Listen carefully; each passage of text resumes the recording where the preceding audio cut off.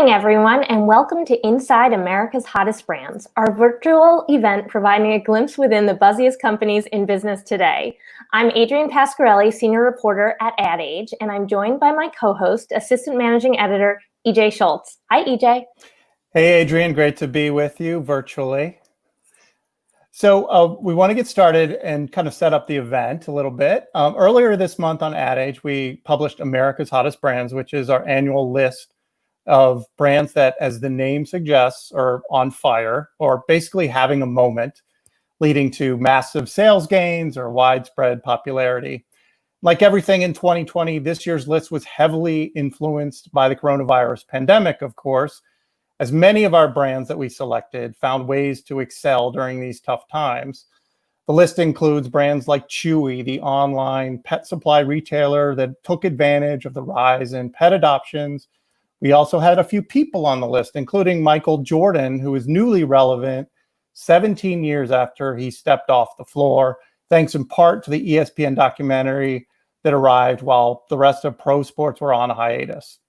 I'm going to encourage everyone to check out the full list at adage.com. It's really a good read.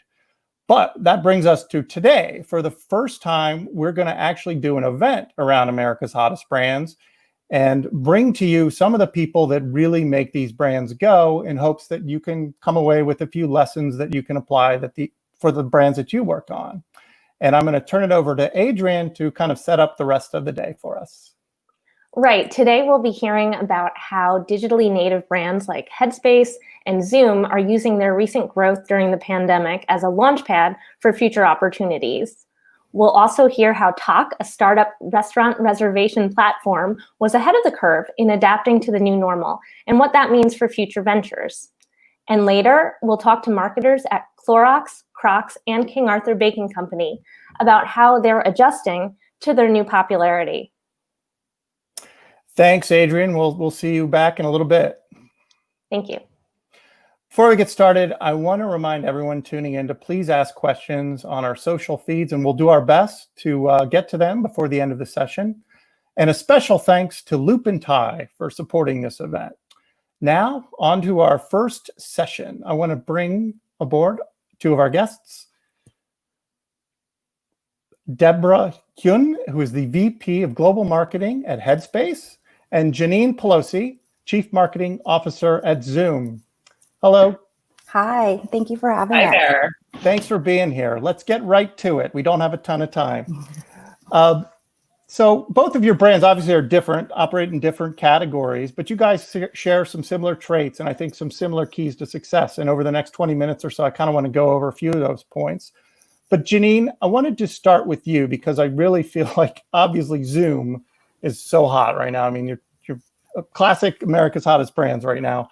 You basically become the Kleenex of video conferencing. You became a verb. So I want to know just from you, how did Zoom do it? How did Zoom do it? It's the product. The product is remarkable. It's easy to use. It's reliable. It is secure. It works on low bandwidth devices, environments, all devices. And I think today that's needed more than ever. People are connecting and meeting anywhere and everywhere. And with the need for, working parents, individuals, children with school, you need all the devices that you can frankly get your hands on. And you've really overcome, you have a lot of big name competition from some big name tech companies that have been around for a long time, whether it's Microsoft, Facebook, Google, but you guys really kind of separated yourself. It's really quite a lesson. What would you share with people watching in terms of one or two things that really helped you excel? I think first and foremost is authenticity. We never tried to be something that we weren't. We led with our product. Our product experience is very easy to use and easy to understand and works for so many different use cases. So I think that is first and foremost. And secondary, we've created, if you really think about the way that Zoom has really stood out today, and for many years, the company has been around since 2011, it has really been a relationship with our customers and our users. And that is what we put first and foremost and listen diligently to them. Deborah, I want to bring you on. Headspace is obviously a meditation app, and you also have some competition. So how did Headspace separate itself during this time? Obviously, I think a lot of people, it's very anxious times and turning to meditation apps. They had a few choices. How did you guys separate yourself from the pack? That's right. So, we have always believed in supporting the mental health and happiness of those all around the world. And our primary focus during this time is really meeting the needs of consumers. And what we've heard from them is, given current unfortunate circumstances, that they need tools and support to help deal with heightened stress and anxiety. And, our product and our service is scientifically proven and evidence-based. And we have courses that directly treat, those specific symptoms, everything from heightened sense of anxiety, as well as sleep and restlessness, lack of focus as well. And we've really found that people turn to our product to help deal with many of those things that people are experiencing today. You guys have a really interesting origin story too. Can you just give us a quick explanation of We do. So behind? one of our co-founders is a former Buddhist monk, and a lot of his learnings and practices and teachings are actually directly injected into many of our courses and the content that we develop. So in addition to the great work that's being done by our science and strategy team to develop courses that are evidence-based, we also, obviously one of our co-founders as well, is very deeply involved leveraging his practice. And it might be interesting for our audience, one of your key executives also came from the ad agency industry, is that right? That's right. So our other co-founder, Rich Pearson, he actually found himself connected to our other co-founder, given some of the stress and anxiety that he was dealing with coming out of working at a creative agency out in London. And, the two of them just had some really great synergy and practical applications for how they might be able to bring meditation to everyday people. So I want to talk to you both about kind of the role that marketing has played for you both. Janine, you recently told Ad Age, quoting you now, we're going through a tough time for humanity. It's not a time to focus on sales and marketing. Do you still believe this? And if so, kind of how have you excelled so much without spending a lot on advertising? Yeah, I mean, I think it's important to note we're still in this, right? Depending on where you live and your circumstances. And so for us, yeah, I mean, we have been very vocal about this not being about sales and marketing and spending this time to support our users and our customers. That said, I think some of the great places that maybe you have seen Zoom are through some of our partnerships. So, finding creative ways that you can break out and still have those authentic relationships, as I mentioned, with your customers. So for us, we launched a partnership with Formula One, creating a VIP experience with their Paddock Club for our customers to get behind the scenes content that you wouldn't ever really get exposed to. Or around Mother's Day, partnering with Dove to remove the 40-minute limit on our free product so that you can connect with your mother or those you love for as long as you like. So outside of those partnerships, have you spent much on other forms of advertising? I think you've done some outdoor ads, at least previous to the pandemic, potentially. Where have you found the most effective spend? Yeah, I mean, I think my philosophy is around having a balanced approach. So it's not about one piece of advertising, but how can you bring in, multiple elements. So whether it's an outdoor ad on the side of the 101 in the Bay Area here in California, partnered with ads at SFO, what you see digitally, it's about having a well-rounded experience and not leaning too heavily into any one place. And for us, that's been a part of our marketing strategy really since day one. And we've just augmented that as needed through the pandemic. And word of mouth seems huge for you guys too, right? And how did you kind of spark that? Was there any secret thing that you did just to get people talking about Zoom? I know I sound like a broken record, but it's the product experience. It's easy to use, easy to understand. And in most cases, people aren't meeting by themselves, maybe in certain webinar scenarios. but that is an inherently viral social way of connecting. And so therefore it's about us fueling the fire. Deborah, I know you guys, I think it was back in May, you actually did your first TV ad as a brand, and I want to play that and then we can talk about it. During this crisis, millions of Americans have lost their jobs, leaving many feeling stressed and anxious. And most of us just don't know how to deal with it. But we can try by taking time to look after our minds. Headspace is now free for everyone in America who's lost their job, to help you get back on your feet. Headspace can't fix everything, but it can help you cope with today and whatever tomorrow brings. Be kind to your mind at headspace.com. So be kind to your mind. Is that a tagline you created just for this TV ad, or is that something you've been using for a while? No, it's something that we've been using for a while. The idea of, talking about mental health and mental well-being is something that people generally have a really difficult time talking about, not only publicly, but also to their friends and family. So it's something that we've used, a device that we've used to remind people to take care of themselves without sort of the weightiness of taking care of your own mental health. And the one of the purposes of that ad is to promote what you were running at the time was, I believe, free subscriptions for people who had just lost their jobs. Obviously, a ton of people were unfortunately laid off right during the early days of the pandemic. Yep. Can you talk about that program? Yep. Is it still ongoing? And how do you do things like that so that you're also winning over paid subscribers at the same time? Yep, that's right. So, since the start of the pandemic, we found ourselves, all of us, in a situation where we need to connect with our consumers as well as our communities in a very different way. And one of the ways that we started to do that was in the beginning of March. We had started to receive some feedback, not only from our members, but from many of our partners and employees, within our partner companies, that people are just dealing with so much stress and anxiety. And so what we found was that, we wanted to help different communities, not only here in the US and in the States, but all around the world, sort of address this heightened sense of stress and anxiety.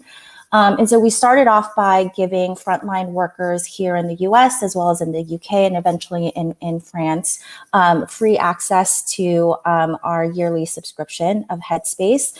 And over the course of time, we found that given all of the, secondary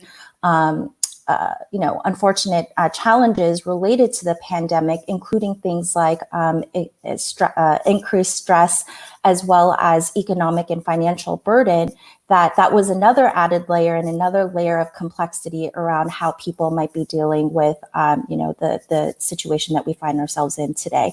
And so as we started to see the rising unemployment figures here in the US, as well as in the UK as well, we found that might be a particular segment of people that we might try to reach out to. And, even though at the time, as those numbers are rising, and, even today, I believe the unemployment figures in the US are something around 40 million unemployed Americans. We never thought for a moment that, oh, wow, what kind of risk or exposure might this have to our business? Because we knew that if we took care of our members and consumers first and foremost, as part of our commitment to helping the health and happiness of those all around the world, that it didn't matter the financial risk that we would be taking. And so from that point, not only were we able to help, hundreds of thousands of people who are coming in through our unemployment funnel, we also found people who are still subscribing and paying for those subscriptions as well. So you're really winning loyalty there, right? How do you track that it's actually working in terms of building loyalty? Yeah, so we actually found that people who come in through the unemployment funnel are engaging with our app twice as much as people who are coming through our normal funnel. And those engagement numbers since the pandemic and since this crisis has also increased. We also have, social sentiment tracking, brand tracking, and we're very fortunate that when we started off at the beginning of this year, earlier that our sentiment scores were really great, but those only continue to grow. So we're just receiving really great feedback, through those devices as well as through our member experience channels as well. So Janine, there's also a little bit of a free element to Zoom. Most people, when they first encounter it, are probably getting the 40 minutes free. How do you manage that, and how do you try to upsell people to sign up for the more premium paid services? How do you manage the tension between those two things? Yeah, I don't think about it as tension. I think about it as a well-rounded experience, right? So since day one, we've had this, our free offering. The only difference between that and our pro subscription is the 40-minute time limit. And so what we really focus on when we think about marketing in our funnel is, getting folks to use the product, right? Once they've used the product, then we can talk about, whether there is a need to upsell or upgrade into any of our other offerings or adding more licenses. But for us, making sure that people are using and enjoying the product is the best way to have a productive funnel at the end of the day. And are you generally using a B2B philosophy when it comes to selling? Is that your approach? I know it has been historically, I think. Can you shed some light on that? Yeah, I mean, I try not to think about the terms B2B or B2C. I think about it as we're really marketing to individuals. That individual might be the CIO of a Fortune 50 company, or they might be running their own yoga practice, right? Enabling small businesses is something that we're proud to have played a part in, especially over these last few difficult months. But for us, it really is about enabling those, knowledge workers, professional experiences, and that business environment. And so many of us though are enjoying Zoom to do happy hours, fun things though, right? Is that sort of, was that existing previous to the pandemic, that those kinds of uses?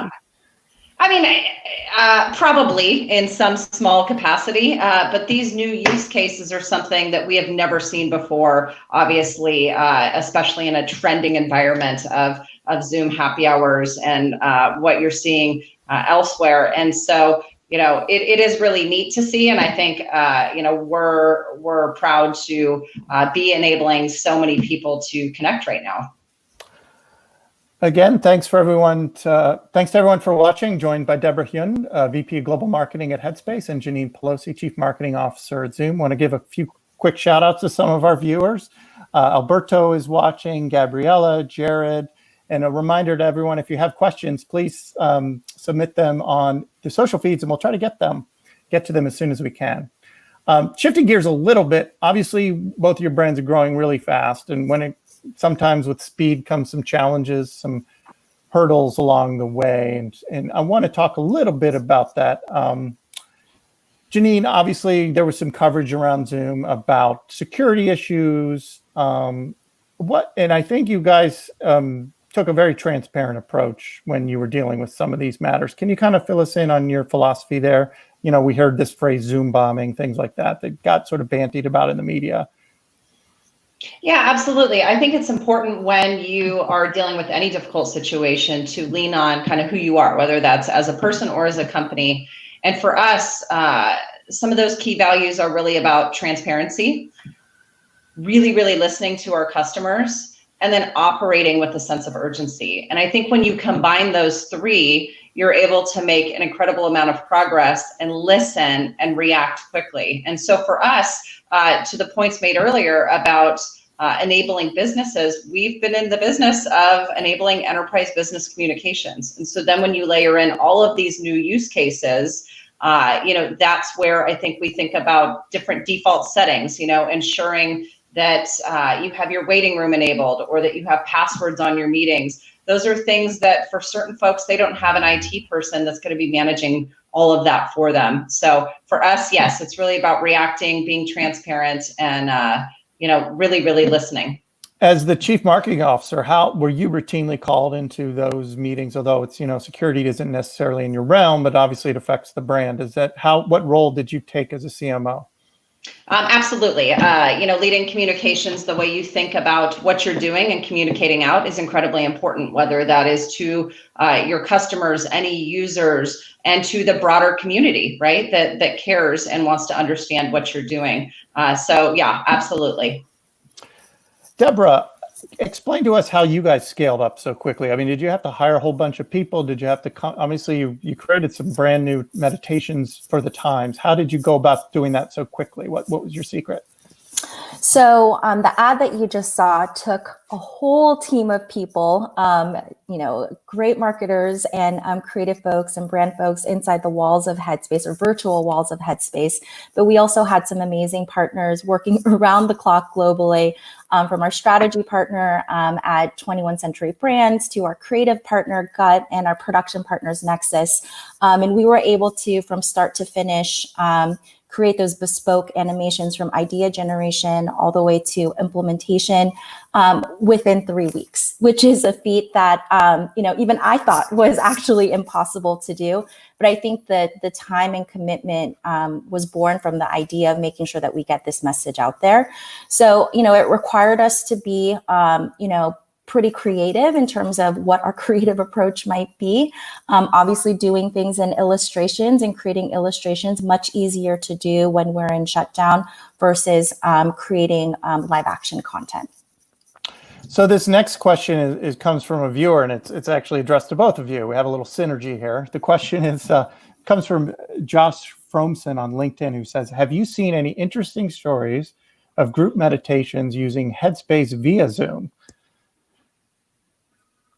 That's a great question, and very specific. We have not conducted any meditations using Zoom, but Janine, we can talk about that after this call. I think we should. And absolutely the first thing that crossed my mind was, I'm sure it's happened. Whether the two of us have been involved proactively, I don't think so. So I think we should take that as an action. That's right. So, maybe you guys want to go into the virtual green room after this and hash that out, and then come back and let us know. Yeah, we will. We'll follow up. Okay. I wanted to, Janine, you talked a little bit earlier about the partnerships that you guys have struck. And I think, again, both Headspace and Zoom have done this. Talk about how you go, Janine, finding the right partners. I'm sure you're approached all the time, right? How do you select brands that are good for Zoom and vice versa? You mentioned the Formula One deal. Maybe you want to give a quick explanation of how that one came together. Yeah, I think we want to align with folks that share our values. So for us, we have been really diligent that this was not a time for sales and marketing. And so we partnered with folks that were really trying to bring some light and some good energy into what we are all experiencing today. And some of what has really come up, real business issues, are folks being able to, really continue the relationships that they have with their customers, with prospects, frankly, moving their pipeline along. We all think about that as marketers. And so for us, Formula One specifically, being able to create, those VIP experiences that would typically take place, maybe in a sporting arena or, a high-end restaurant, that can't happen today the way any of us would really like. And so finding a way to do that virtually, when we started talking with the folks at Formula One, it was such a natural partnership that came together that we really couldn't believe it. And the users have been so happy. So not to get too much in the weeds here, but obviously anyone can kind of use their own Zoom account and try to do these kinds of things on their own. What do you specifically bring to the table when you do one of these more formal partnerships? Well, I think it's creating something that you can't get, that everyone can't, you can't just get a VIP experience into these paddock clubs, for example, or the partnership that we did with Oprah and the team at WW around the world tour. That is something that we really, work together on to bring these experiences that you wouldn't be able to get off the shelf, frankly. And so whether it's access to some really incredible talent, what you've seen with the cast of Hamilton, it's pretty incredible. And so I think it's bringing together really creative minds over the platform to really elevate what we're all dealing with today in a positive way. Deborah, last week, you guys made some news. You actually had speaking of partnerships, you have a new deal with Snapchat. Can you explain what that is about, how that works? Yeah, absolutely. So that partnership was actually initiated back in January between the Snapchat team and our social impact team. And that idea was born out of this idea that, Gen Zers and millennials really go to their friends first for advice and counsel before they go to any other sort of trusted voice, before they go to their parents or teachers.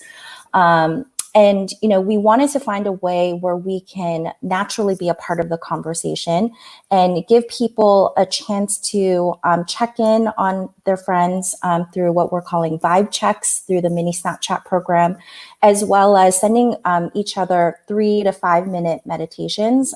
There's all sorts of studies out there that show that even practicing 3 minutes of meditation and mindfulness a day can, relieve a ton of stress and anxiety, and particularly amongst young folks.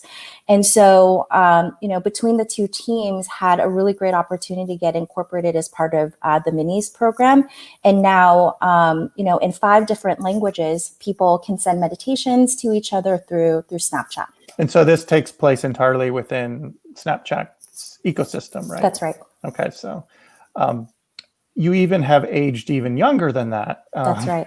You've got to deal with Sesame Street as well. Do you want to right. talk about that? I think that's it's really kind of fun. Watch. Yeah, that also is a passion project of one of our co-founders, as well as our content team. And again, this was born out of an idea, I think late last year or beginning of the year. And really the idea here is giving children tools so that they can then be more aware. So it's not necessarily teaching them meditation, but teaching them to be more aware of their feelings and how they might work through those feelings. The one that you're showing here is one of my absolute favorites with Cookie Monster. And I use it as well, not only for children, but we actually do find that adults as well as children because of nostalgia, are engaging with our Sesame Street content, and it can be found not only in our app but also on our YouTube and YouTube Kids channel. Yeah, as I was well. going to ask you about the decision to kind of go with YouTube for that. Is what was behind that versus just keeping it on your own app? Yeah, well, so part of it was because Sesame Street is a government entity, and we couldn't put it behind a paywall, so that was part of it. And so we wanted to make sure that it was publicly available to as many people as possible, and then over time brought it into our app, so it's available in both spaces. Janine, Zoom has also had great success with the younger audience, and I know it's huge in schools during the pandemic. Can you talk about kind of how you guys got that up and running and how all that's going in terms of schools using Zoom, what you guys did to foster that? Absolutely. So education was an early vertical for us. When we think about what we've all seen over the past 6 months, this pandemic we didn't wake up and as a global community be in lockdown. It really went country to country. And so we started hearing from our global teams that we had all these educators coming to us looking for a solution as they could not be in the classroom and in a physical capacity. And so we made the decision early on that we would support removing the 40-minute limit on our free offering for these schools. And so at this point, we have over 100,000 schools globally in more than 25 countries using the product. We have extended that through the end of the year as we work with all of these schools to make sure they have a long-term solution in place. We are definitely hearing that, especially going into the fall, that many communities are some are being able to go in 100% physical, but most are going to be virtual, or at least having some kind of hybrid experience where they have some kids in the classroom and some at home. So yes, working very closely with that community to ensure they have what they need to continue doing their great work. I'm curious, Deborah, has Headspace gotten involved in schools, or have you found ways to introduce what you do to the education system? Yeah, absolutely. So we've had a long history of working with different school districts, as well as different local government agencies. And as part of our social impact program, we have a social emotional learning toolkit that is available to teachers in the US and in the UK as well. It's a program that's recently been re-energized given some of the challenges that Janine just described. And we'll continue to invest in that program. But absolutely, we have content not only within our app, but as part of our broader education program as well. Well, I've got a million more questions for both of you, but we're out of time, unfortunately. And I wanted to let you both go off into the green room and strike that deal we talked about earlier. So I'll let you do that. But I want to thank you both very much for your time today. It was great. Great. Thank you for having us. All right. Thank you. Take care. That was great. I want to bring on screen now Jessica Wall from Ad Age, who we're going to transition into our next session. Hello, Jessica. How are you? I'm doing great, EJ. How are you? We're well. We're both in Chicago, but far away. But yes, nice to see you virtually. It is. It's weird not being in the office with you. Going on 4 months now and change. Exactly. Yes. We've been on plenty of Zooms together, though, to segue from our event just now. We are. What did you take away? Were you able to watch? I was watching a little bit, and I have to say I was really happy when Deborah said that you only need about 3 minutes a day to have a mindfulness practice, because I feel like that's about all the time I have right now to add something else to my schedule. I don't know about you, but I'm feeling busier than ever these days. Yeah, I'm kind of partial to the Cookie Monster meditation myself. I think that's kind of right for the moment. Yeah. We're all eating a lot of cookies as well. So. We are all eating a lot of cookies. We are all baking more, as we'll talk about a little bit later in today's conversations. I know we have King Arthur coming up later, but first, we're going to talk a little bit about restaurants, which are getting, they're still under a lot of pressure months and months into this pandemic. You and I being in Chicago, I know you're familiar with the Alinea Group. And, that whole ecosystem of restaurants, the fine dining restaurants that have had to pivot in a major way have been helped a lot by our next guest. So I want to introduce Nick Kokonas, who is the founder and CEO of Tock. Nick, thanks for joining me. Great to be here. Great to see you again. So you and I have talked a little bit, and shameless plug right now, actually, for anyone who missed it. Nick and I spoke a few months ago on our Marketer's Brief podcast. So if you missed that conversation, you can go ahead and find that episode and all episodes of the Marketer's Brief podcast on the Ad Age website. But when we spoke late March, early April, things were just starting to change in a really big way with the coronavirus pandemic. So maybe it would make sense to bring the audience up to speed, Nick, on how Tock and its reservations and ticketing software evolved to help high-end restaurants in particular cope with the crisis. Yeah, well, Tock was always built around experiences that restaurants provide. Like, restaurants don't just, you raise your hand and say, I want to come to dinner. There's good tables and bad tables, just like good and bad seating at a sports game. There's the kitchen table, there's the bar area, there might be a patio. And so Tock has always been about creating specificity in those experiences and letting restaurants actually sell things. It could be tables, could be cookbooks.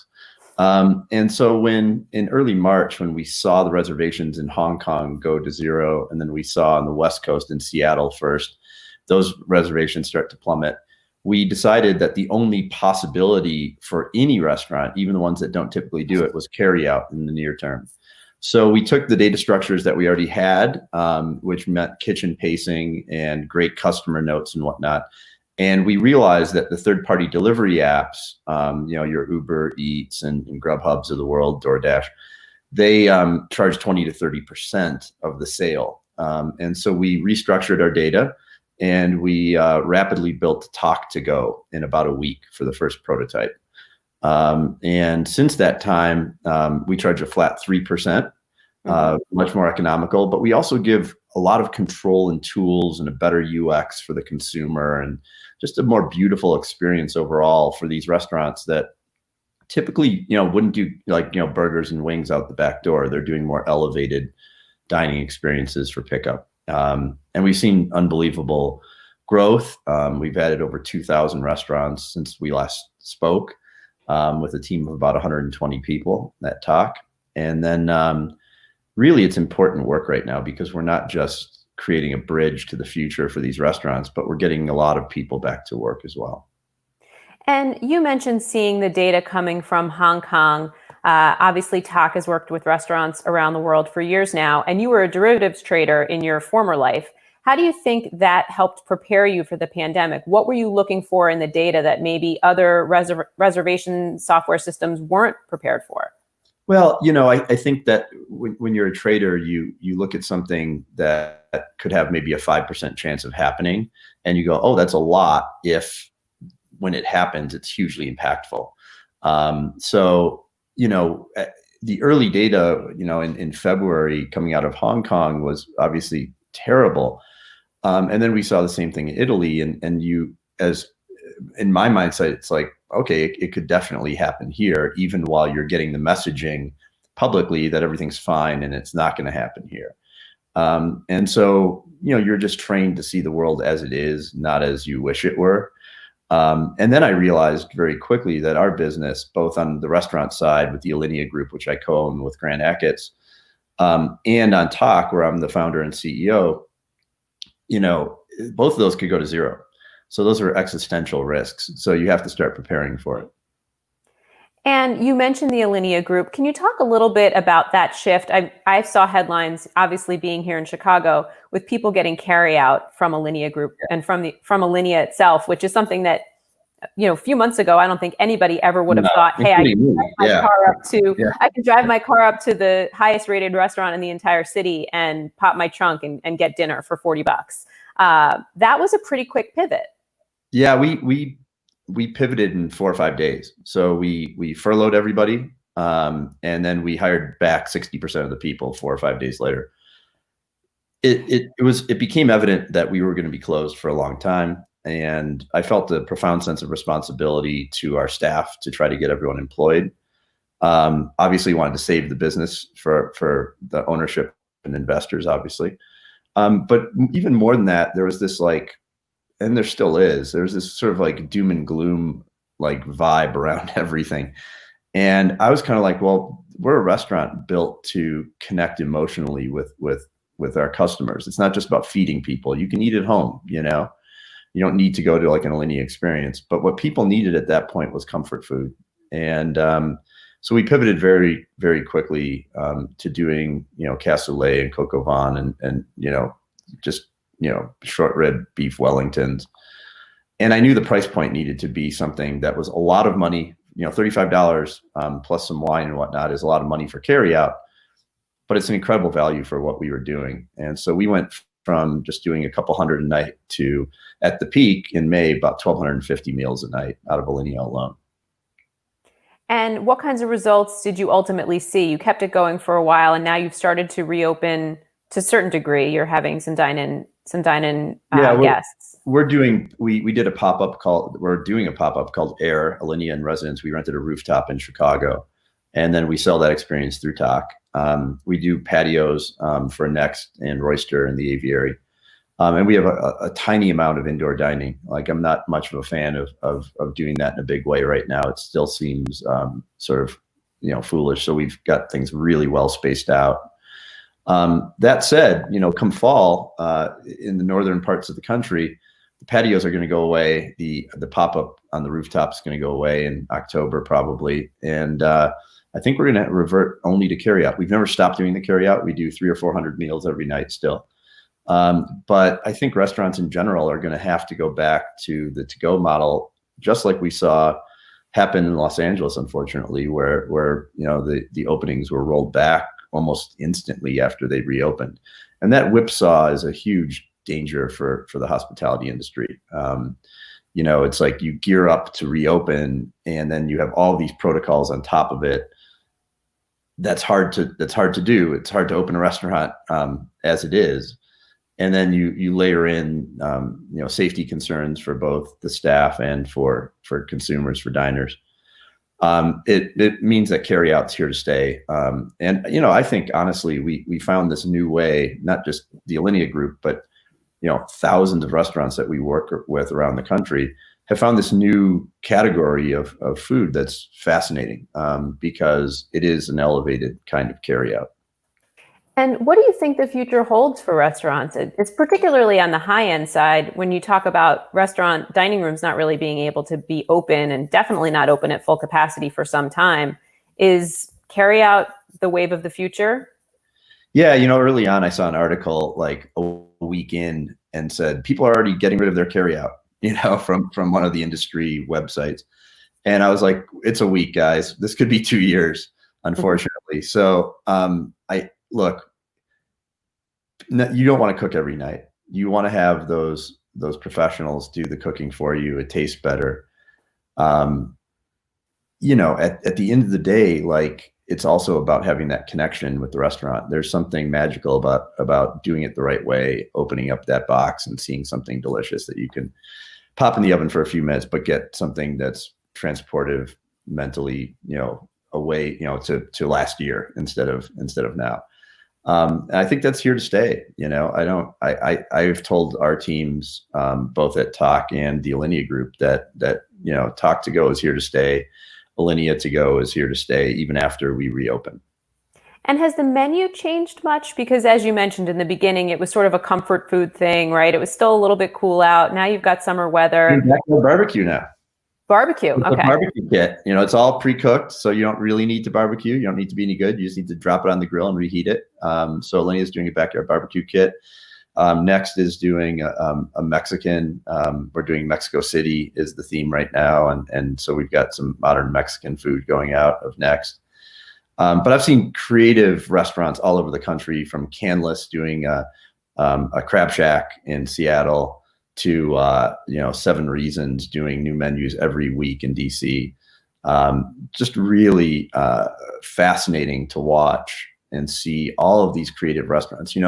One of the things that we always see in the press is we see all the restaurants that are struggling, and the vast majority are. It is a really, really, really difficult time for the industry right now, and especially for the workers. And there's some estimates, 20, 30, 40% of restaurants will close permanently. I just know that if you don't try to do something, it's not going to work. Doing nothing is not an option. And so I don't know that we'll survive. I don't know who will survive, but I do know that I take heart that I've seen, a couple thousand restaurants move on to Tock and have great results, and be creative and change their menus every week, and don't do just, put the entire thing on a moped, out the back door. You want to kind of create like a little more refined experience right now. Okay, great. I just want to take a quick break to give some shout outs to some of our watchers, our viewers. Stu Thompson, Jordan Mayer, Eva Pareja, Selena DeZudo, Ani H, Sean Wright, Hannah Clayton, and Jared Mullins. Hopefully I got all your names right. And thanks again for watching our Hottest Brands conversation. I'm here with Nick Kokonis, the CEO and founder of Tock, and I'm Jessica.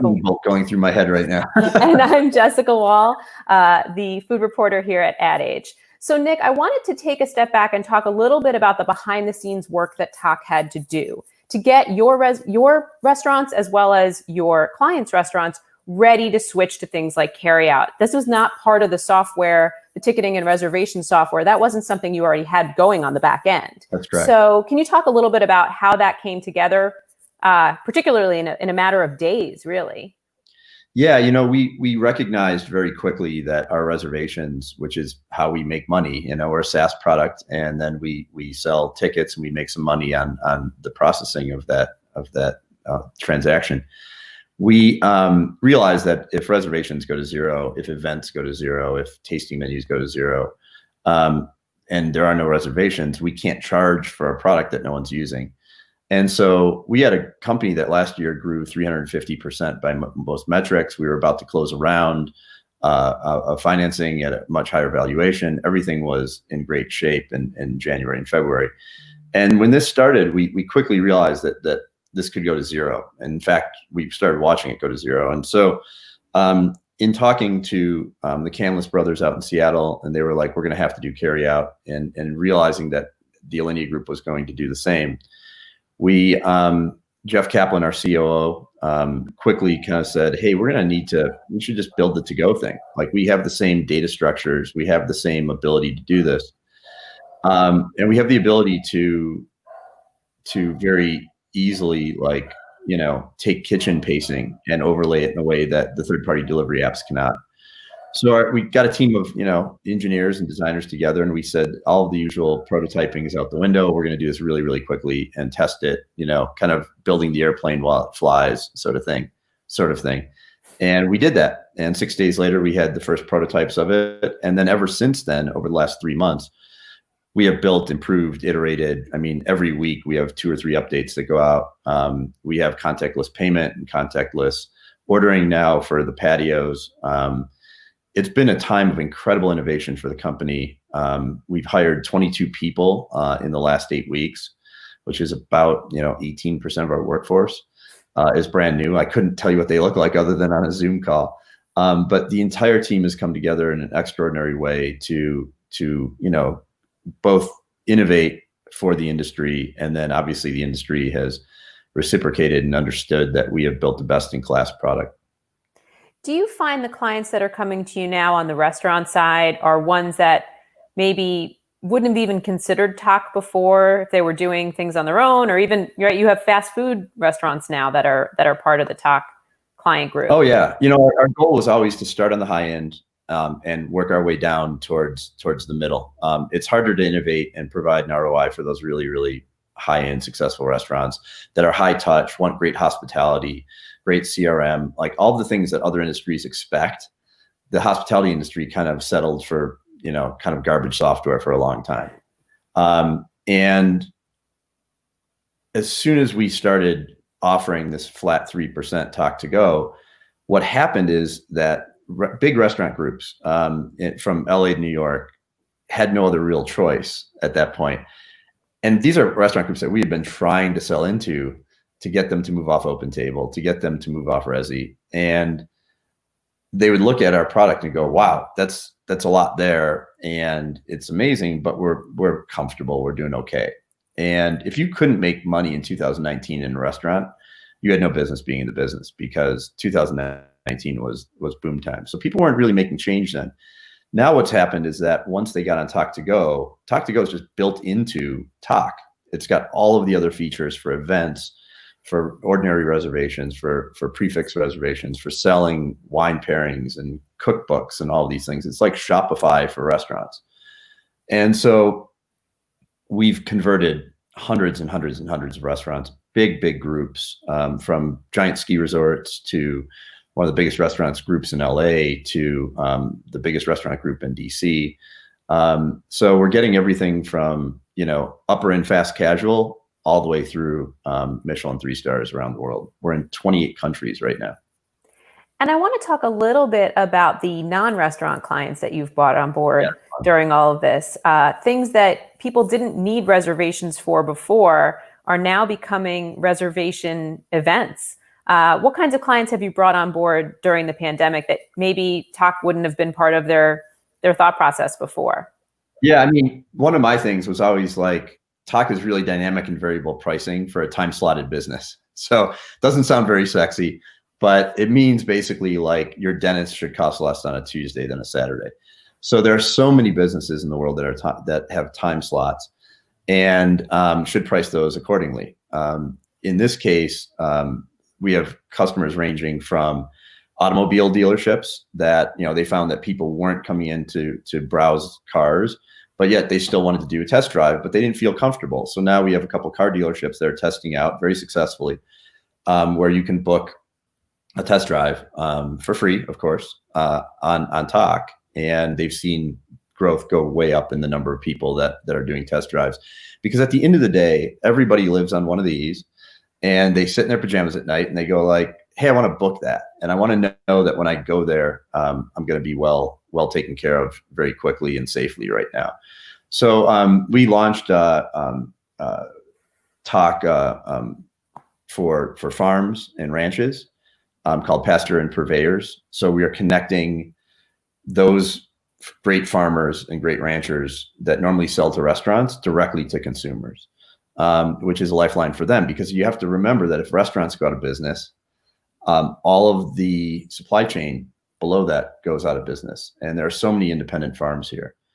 And then the final thing, of course, is we've got some galleries and retail shops and customers like that that are also rapidly moving. So if you go to exploretalk.com/arts, you'll see about 10 galleries now, and we're getting inquiries every single day from galleries, retailers, distilleries. We have nearly 1,000 wineries for wine tours and tastings as well.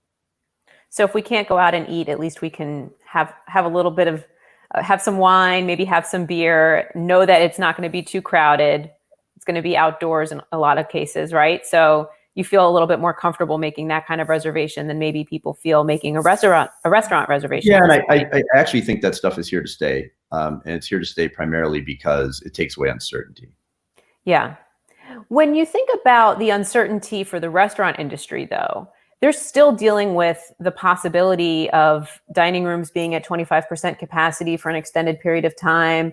Obviously, it's going to get a bit cooler here in the United States very soon. What kinds of advice are you giving to your clients and also to the Alinea Group restaurants that you oversee? Well, it's all about having multiple streams of revenue, right? So it's to go, it's the patio, it's selling products that, and services, everything from cooking lessons to taking some of your products and making CSA style boxes.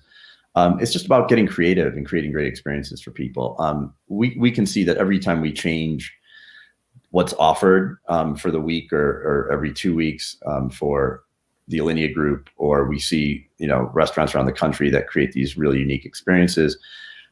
Everything from baking classes to, we'll send you a box of ingredients and then you can be on Instagram Live and cook with the chef. All of that works. People want to engage. Many people are quarantining in their homes. And so that engagement and emotional connection is key to survival. And you can't just, when the dining room reopens, you can't abandon the carry out, even though it's way down right now. I wanted to get back to something that you mentioned earlier. You said that you were working on a round of funding. I know that closed during the pandemic. What was that process like? Because as you mentioned, 2019 was a fabulous year for restaurants.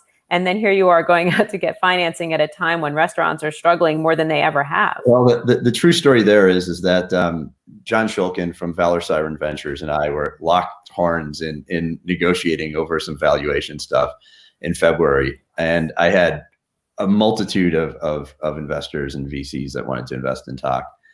And all of them dried up in March when this happened. Everyone scattered to the wind and said, hey, we'll come back to you in 6 months and see where the industry is. John Shulkin called me instead and said, I can't believe you guys built this in 6 days. We invested in Tesla in 2008 when no one else wanted to. We'll take your terms. And so it was a 5-minute phone call and we closed a week later. Those are the kinds of partners that you want to have when it hits the fan. They understood that we're entrepreneurs, we're scrappy, we love what we're doing, we love that we're helping an industry, and we're willing to get it done quickly and pivot when we need to. So it was a great process.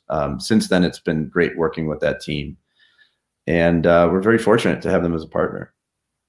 And what kinds of advice do you have for any other startup owners, CEOs who are trying to get funding right now, maybe when their industry is struggling? Are there any tips you could provide to our audience? Yeah, I mean, look, at the end of the day, you just have to prove that you will always seek growth and revenue and really helping your clients.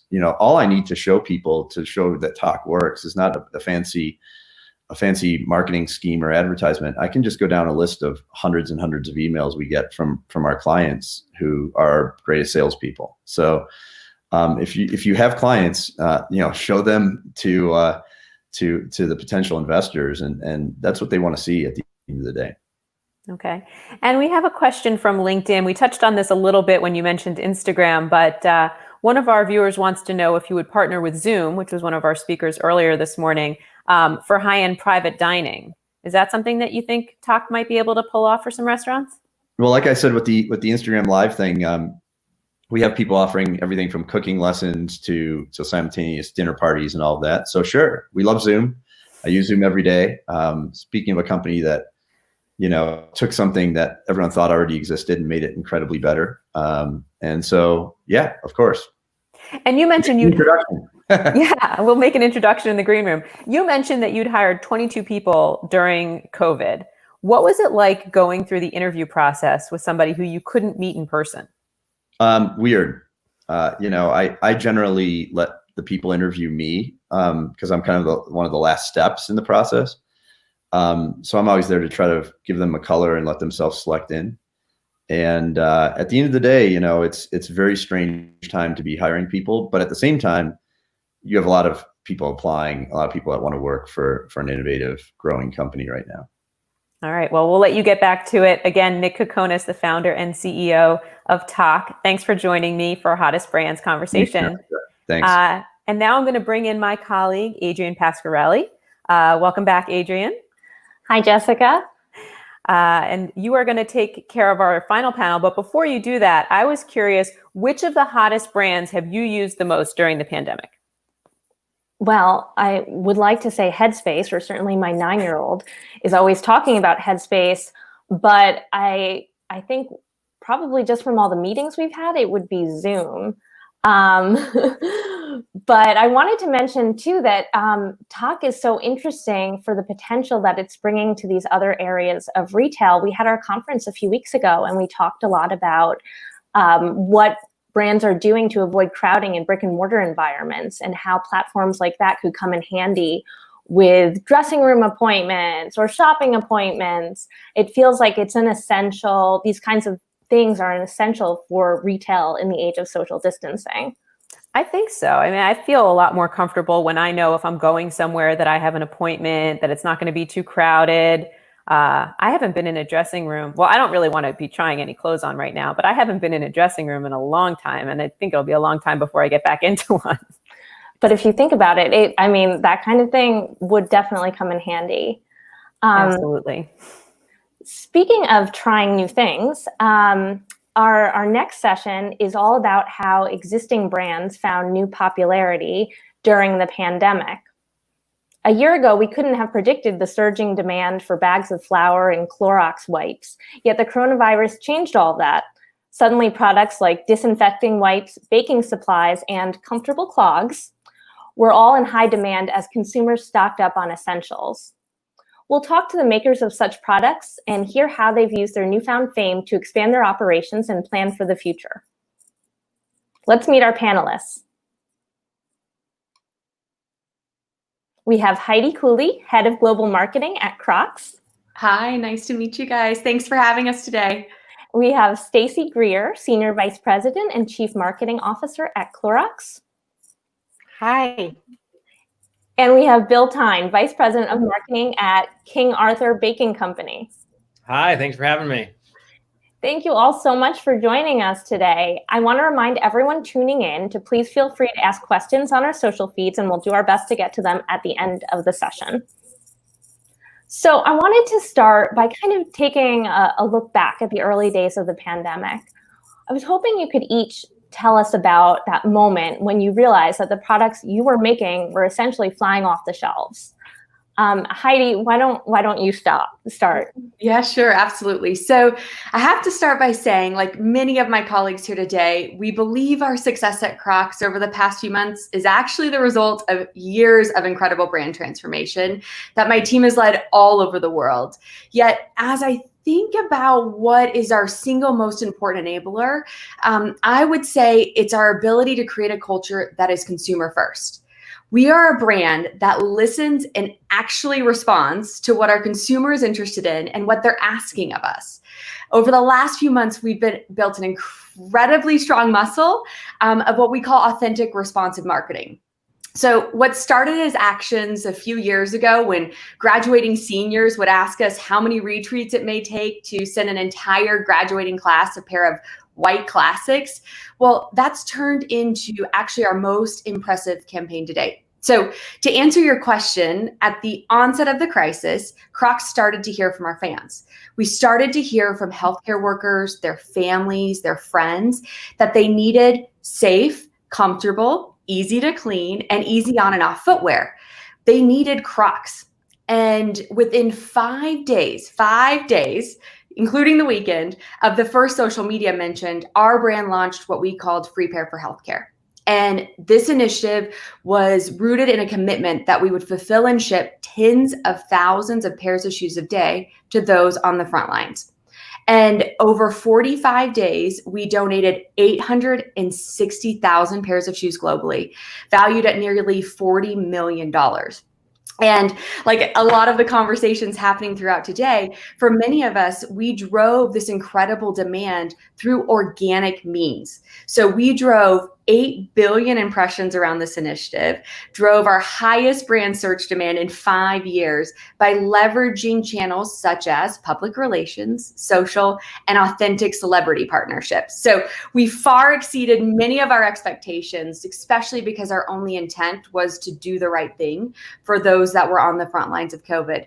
And what's remarkable is I have to mention, right, like 8 billion impressions is about double what has been the result of our highly anticipated KFC times Crocs collaboration, which is dropping in 2 minutes.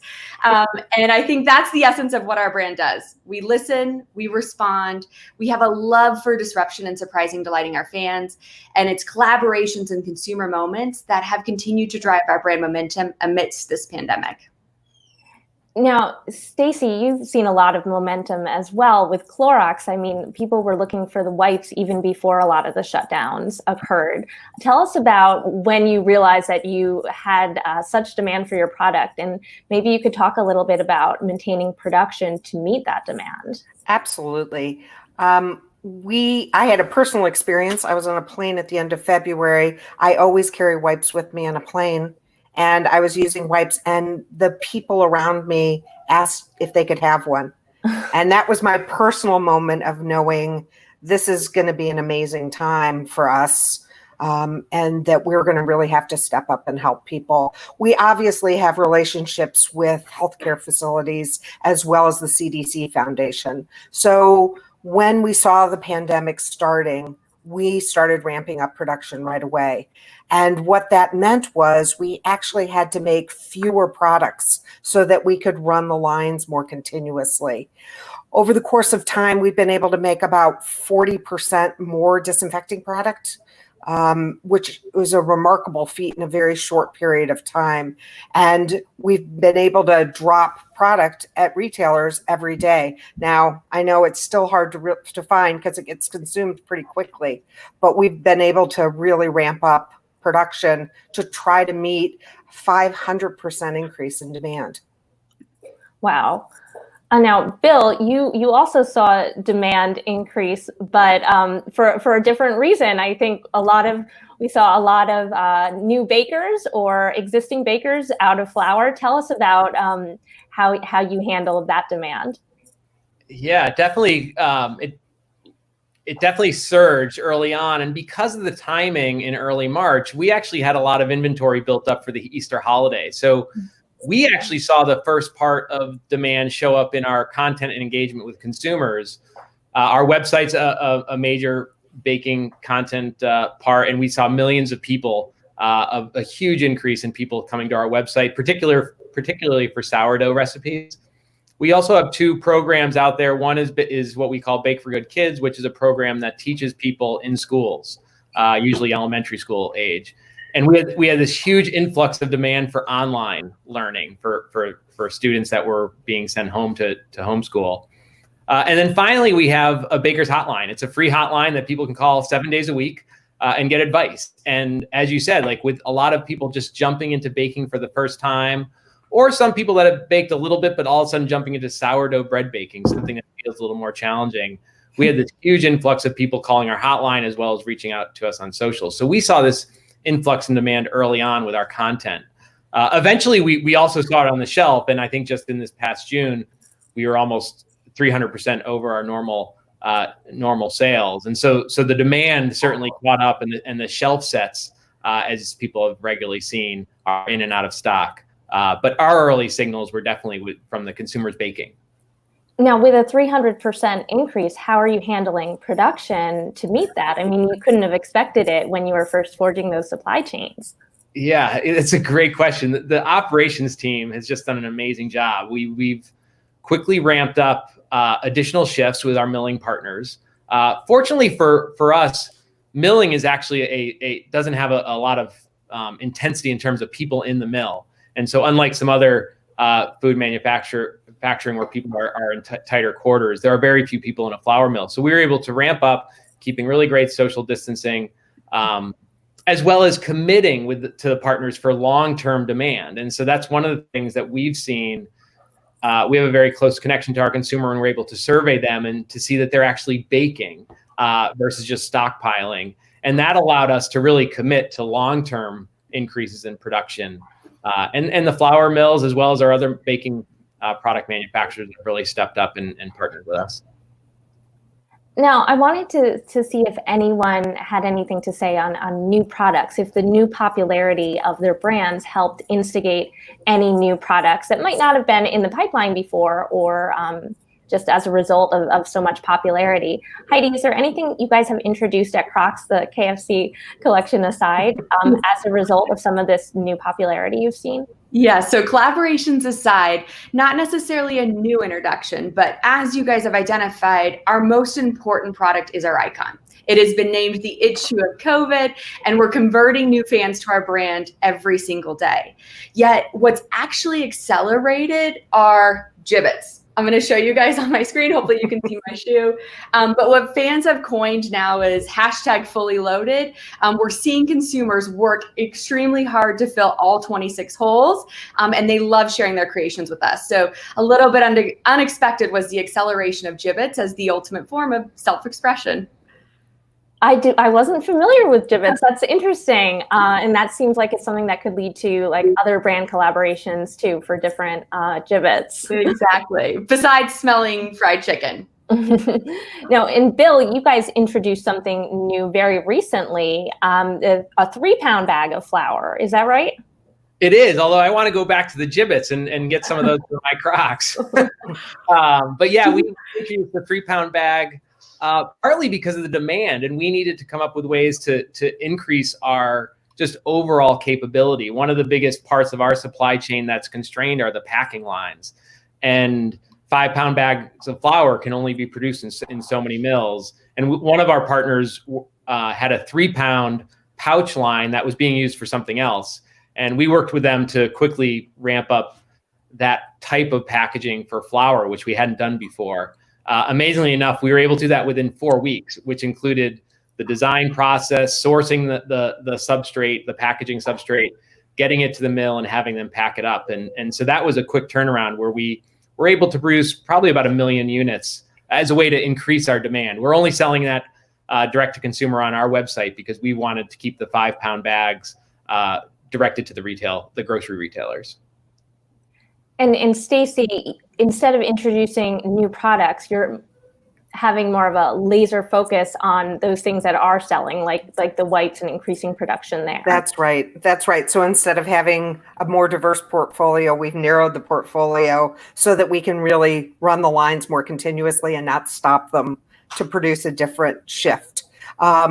But what we have been able to do is we created 55-gallon drums of bleach that we were able to give to healthcare facilities so that they could actually make their own disinfectant.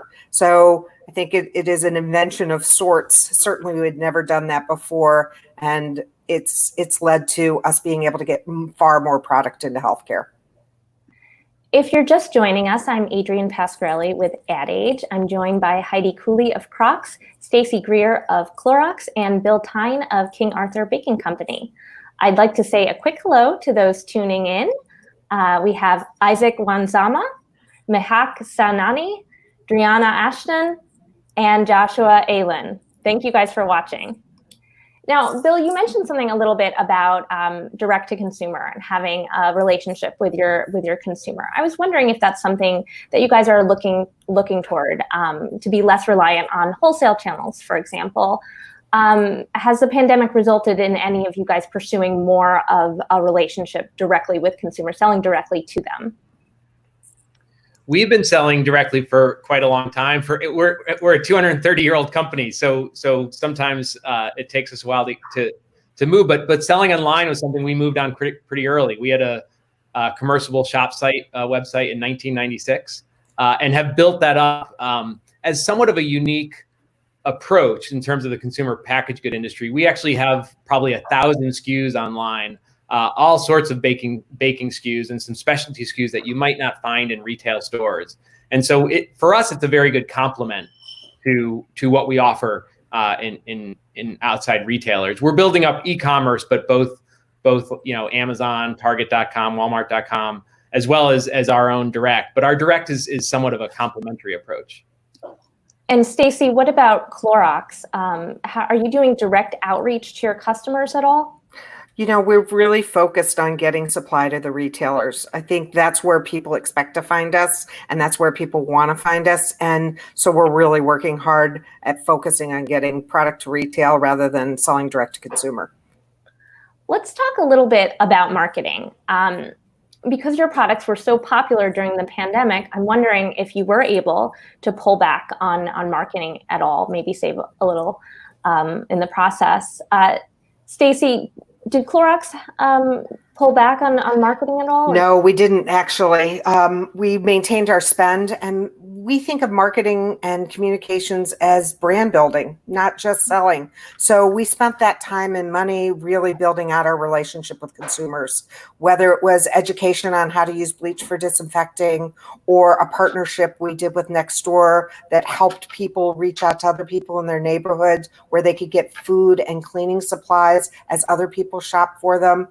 We really felt like it was important for people to know we were there for them in a really hard time and that we were partnering with them. We're a 100-year-old company, and we've been kind of a household name for a very long time. So we didn't seem right to pull back. Heidi, what about you guys? Did Crocs kind of maintain its spend with marketing? No, actually, right at the onset of COVID, I think like many of the brands, we did start to reduce our marketing investment. And, that put a lot of additional pressure on the team to continue to listen and to respond to our consumers. So as I mentioned earlier, some of our greatest and most impactful brand campaigns are delivered through organic efforts, whether that was Free Pair for Healthcare, some of our collaborations. That being said, we have ramped up our digital media efforts. Our team is continually focusing on innovating upcoming partnerships, and also focusing on staying relevant in our social media channels. I'm really excited to say that the team has some incredibly engaging content planned for Snapchat and TikTok in the coming months. That'll be huge for back to school, I've heard. Yes. Bill, marketing for you guys, was there a pullback or kind of a maintaining? Actually, we increased it, although we shifted it dramatically. We pulled back on direct response performance marketing and some promotional marketing, but actually ramped up our content significantly. For anyone that follows us, they saw that we were basically producing new videos every day. We had a nice one called An Isolation Baking Show with Gazina Bullock-Prado and Jeffrey Hamelman. That was every Friday. It was an hour-long baking show. And we still have that content being produced, not the Isolation Baking Show, but some other content, which in total has reached 15 million views since we started. So it's become pretty significant for what we've wanted to do going forward. And then some of the things that we're now building, and I mentioned the Bake for Good Kids, we have an entirely online program ready to launch for the beginning of the school year. And that shift is where most of our spend has gone. The online program is for kids, or baking shows for kids, or what's that all about? It's a program for kids and to help with, regardless of if kids are in school or at home, the program is meant to be remote. Because normally our program, we would be in schools teaching, but felt that wasn't going to be something that we'd be doing this year. We were limiting our travel. And so we've developed a program that is entirely remote for us and could be done as an individual at home with a child, or as a whole class. And then our instructors will come in and take questions and answers from the class. Has anyone else expanded into other categories, like launched new shows or new channels, ventured just really outside your comfort zones during this period because of the popularity of your products, or had time to at all? Just more like personal hobbies instead. Yes. I want to remind everyone tuning in to please leave questions in our social feeds, and we'll try to get to them in a few minutes. In the meantime, I was wondering if you guys could talk a little bit about planning for the future. Obviously, we're all hoping 2021 won't be the same as 2020. There's no way to know, but how are you planning in terms of your supply chain and what you're expecting for production and demand? Stacy, I was wondering about this in particular for Clorox.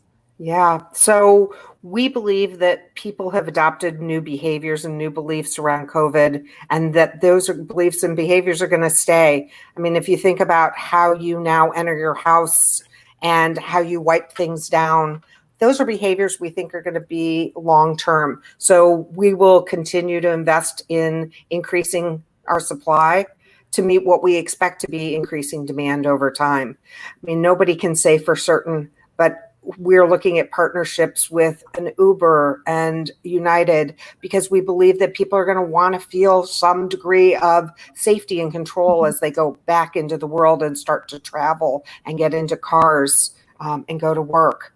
So we're really thinking those behaviors are going to change, and disinfecting is going to become more a part of everyday life. With back to school, Stacy, is Clorox doing anything around that with a children's product, for example, for those kids who actually might end up in classrooms? So disinfecting wipes are not recommended for children. So because it does contain a chemical, and we don't want chemicals in kids' mouths. So we have always had school programs. So we've always been on teachers' lists. We've been in school programs for 10 years now. So that will continue. I think the uncertainty of schools is what's in question, and how teachers are going to react to bringing kids back into the classroom. And we obviously want to be there for them. Heidi, what about you guys with production? People might not still be at home, but they might still be wearing clogs. Hard to give up the comfort. What are you guys anticipating? Yes. Well, first, we hope they're still wearing clogs like Bill. I hope he shares the fact that he's wearing classics right now, which is amazing. But yes, we are planning to continue to give the consumers what they want from Crocs. So, we're going to bring great colors and graphics and incredible assortments of Jibbitz in the coming months. And as we've mentioned a few times today, we're going to continue to accelerate collaborations and partnerships to bring that surprise and delight to our fans.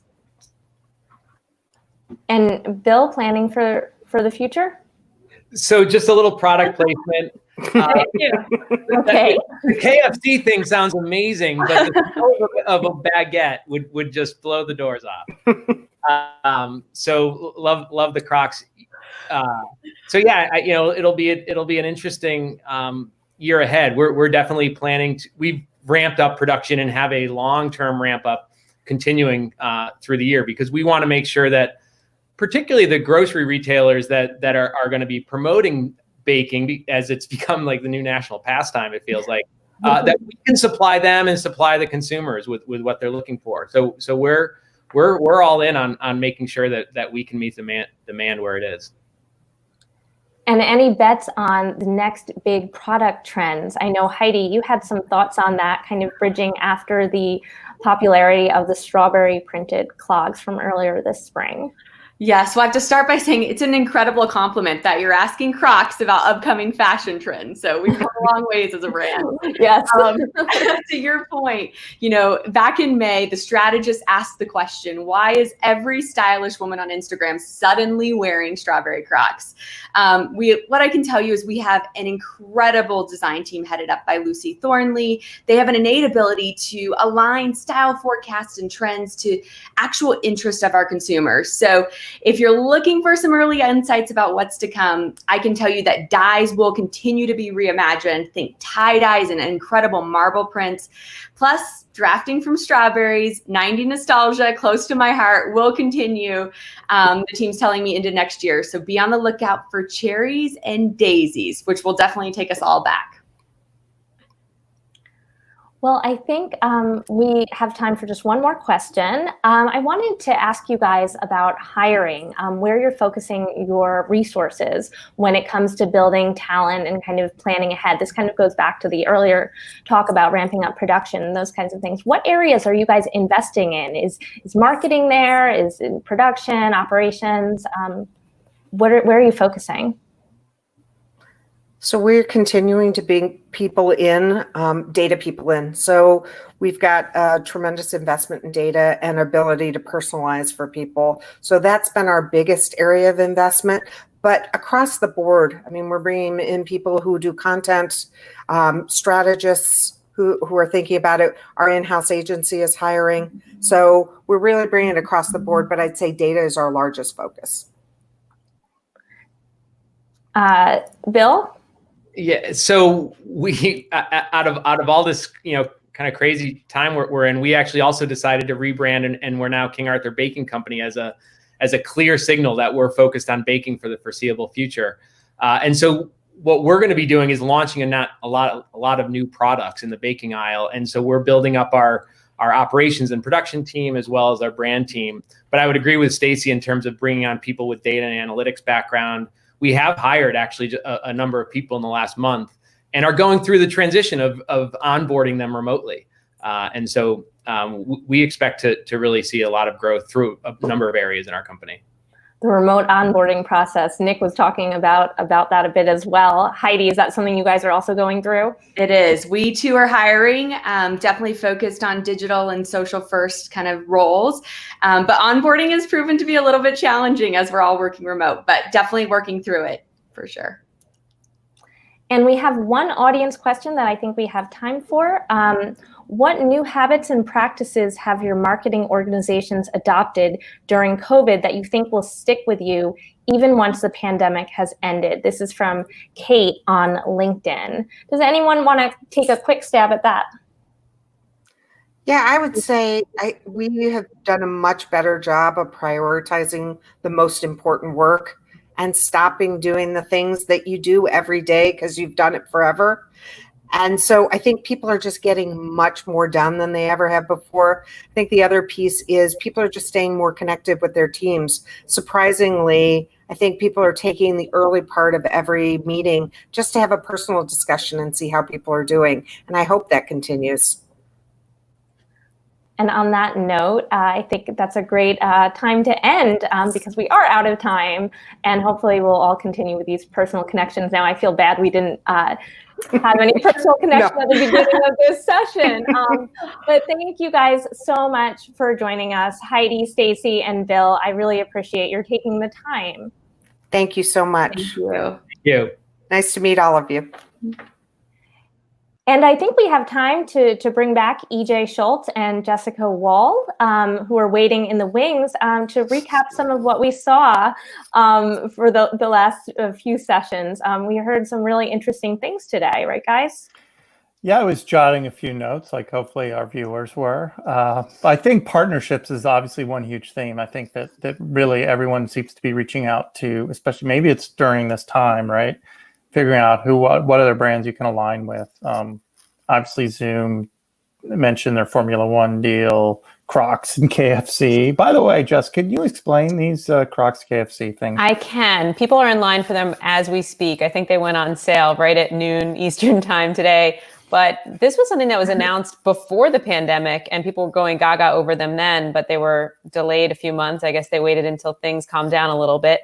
They look like a bucket of KFC. And the gibbets, the thing that Heidi was mentioning, those little pieces that you can put on your Crocs, look and smell like fried chicken. I've been told. I don't have a pair, so I cannot show them to you live, but apparently they smell like fried chicken. Oh, there they are. Oh, wow. Oh. Yes. So if anybody gets them, you can, definitely give me a shout out and let me know how they feel and how they smell. Although I don't really want to know how anybody's Crocs smell. In this case, I'm kind of interested. This is a reminder that it is lunchtime for many of us on the East Coast. So I'd like to say, as always, thank you to our Ad Age live stream dream team. That's Alfred Mascaroni, Anna Sakula, Max Sternlich, and Elise Lefring for all their work on this digital event.